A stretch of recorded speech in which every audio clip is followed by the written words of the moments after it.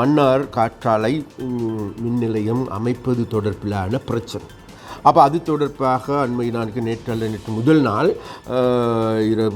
நேற்று இரவு என்று நினைக்கின்ற நேற்று அதிகாலையில் மன்னாருக்கு அந்த காற்றலை யந்திரங்களை உபகரணங்களை கொண்டு வந்த பொழுது அங்கு இருக்கின்ற மக்கள் போராடியதாகவோ அந்த போராட்டக்காரர்கள் மீது போலீசார் வன்முறையை ஏவிவிட்டு அல்லது அவர்களை அடித்து நொறுக்கியதாகவும் கூறப்படுகின்றது.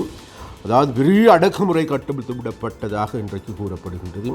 நாங்கள் ஒரு விடயத்தை சொல்லுகின்றோம். விசேஷமாக இன்றைக்கு எங்களுக்கு எல்லோருக்குமே தெரியும், இந்த பிரச்சனை என்பது எங்களுடைய ஜனாதிபதி, எங்களுடைய அமைச்சர், அதுக்குரிய அமைச்சர் அனைவரோடும் பேசப்பட்டது,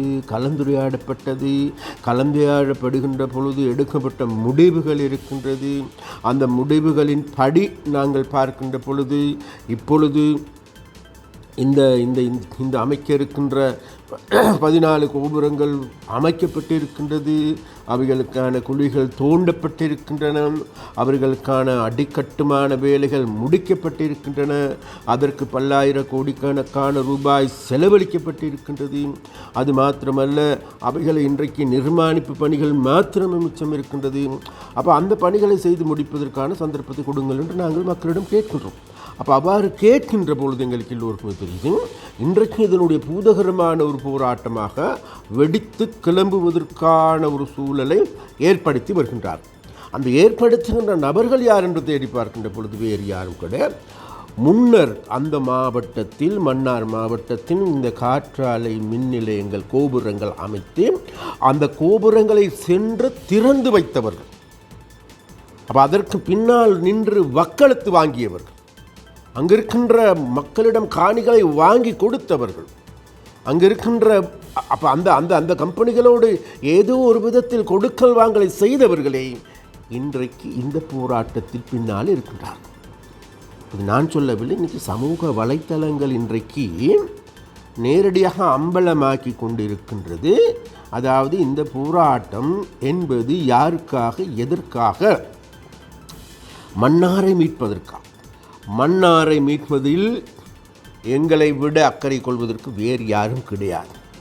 ஏனென்றால் எங்களுக்கு நன்றாக தெரியும், அதாவது மன்னாருக்கு அதிகளவான பாதிப்பு ஏற்படுத்துவது வேறு எதுவுமல்ல, கனியமல் அகழ்வின் மூலமாக ஏற்பட போகின்ற ஆபத்து.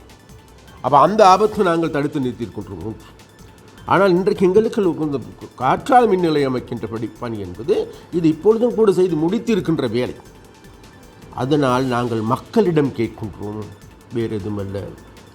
இன்றைக்கு உலகம் முழுவதும் நாங்கள் தேடி பாருங்கள். இலங்கையில் இதற்கு முன்னர் அமைக்கப்பட்ட காற்றாலை மின் கோபுரங்களை பாருங்கள். அவர்கள் அந்தந்த பிரதேசங்களை சென்று பாருங்கள்.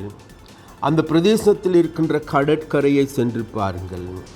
அங்கே மீன்கள் வரவில்லையா, உயிரினங்கள் வரவில்லையா, பறவைகள் வரவில்லையா, அல்லது இயற்கைக்கு எந்த விதமான மாசு ஏற்பட்டிருக்கின்றதா என்பதை தேடிப்பார்கள்.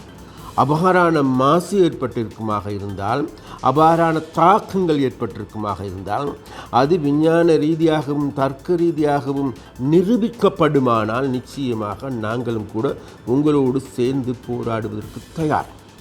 அதே மேலே எங்களுக்கு எல்லோருக்குமே தெரியும், இதற்கு முன்னர் இன்னொரு கம்பெனி, வெளிநாட்டு கம்பெனி உண்டு, அவர்கள் இந்த வேலையை செய்வதற்கு தயாராகினார். அப்பொழுது இன்னைக்கு எதிர்ப்பு தெரிவிக்கின்ற இந்த தாங்களுடைய மதத்தை மாத்திரம், தாங்களுடைய மதம் மாத்திரமே இதற்காக போராடுகின்றது என்று கூறிக்கொண்டிருக்கின்ற நபர்களிடம் நான் கேட்கின்றோம், அன்றைக்கு நீங்கள் வாய்மூடி மௌனிகளாக இருந்தீர்கள். ஆரம்ப கட்டத்தில் இவைகள் வந்து குழிகளை தோண்டுகின்ற பொழுது, அமைக்கின்ற பொழுது, அதற்கான அதாவது பவுண்டேஷன் போடுகின்ற பொழுது வாய்மூடி மௌனிகளாக இருந்தீர்கள். அவ்வாறு மௌனிகளாக இருந்த நபர்கள் இன்றைக்கு ஏன் இந்த அவசரம் என்று எங்களுக்கு தெரிகின்றது. வேறு எதுமல்ல, உங்களுக்கு பின்னால், இவர்களுக்கு பின்னால் ஒரு அரசியல் காய் நகர்த்தப்படுகின்றது. அந்த நகர்த்தப்படுகின்ற காயானது வேறு எதுமல்ல, எங்களுடைய அரசாங்கத்திற்கு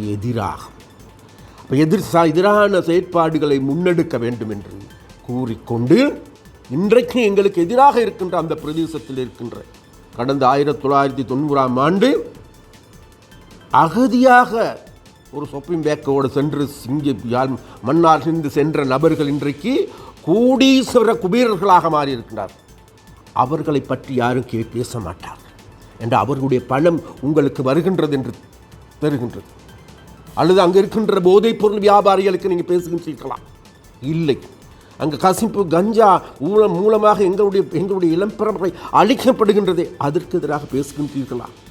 நீங்கள் மத போதகர் என்றால் அல்லது மதத்தை நேசிப்பவர் என்றால், அந்த மதத்தின் அடிப்படையில் பார்க்கின்றவர்கள் என்றால், தன்னை நேசிப்பதை போல் பிறரை நேசி என்று கூறி கொடுக்கின்ற மதத்தின் போதனைகளை கூட புறந்தள்ளுகின்ற நபர்களாக மாறியிருக்கின்றீர்கள் நீங்கள். அந்த வகையில் நாங்கள் மிக தெளிவாக சொல்லுகின்றோம், மன்னார் வாழ்கின்ற மக்களிடம் நாங்கள் அன்பாக கேட்டுக்கொள்கின்றோம். இன்றைக்கு விரிக்கப்பட்டிருக்கின்ற இந்த பொறியில் சிக்க வேண்டாம். இந்த பொறி என்பது உங்களுக்கு மாத்திரமல்ல, உங்களுடைய பிள்ளைகளுக்கான பொறி, உங்களுடைய பிரதேசத்தை நாசமாக்குகின்ற பொறி, உங்களுடைய பிரதேசத்திற்கு எந்த ஒரு அபிவிருத்தி திட்டங்கள் வராது தடுப்பதற்கான பொறி. அதனால் மக்கள் கவனமாக இருங்கள் என்று நாங்கள் மன்னார் மாவட்ட மக்களிடம் நாங்கள் கேட்கிறோம்.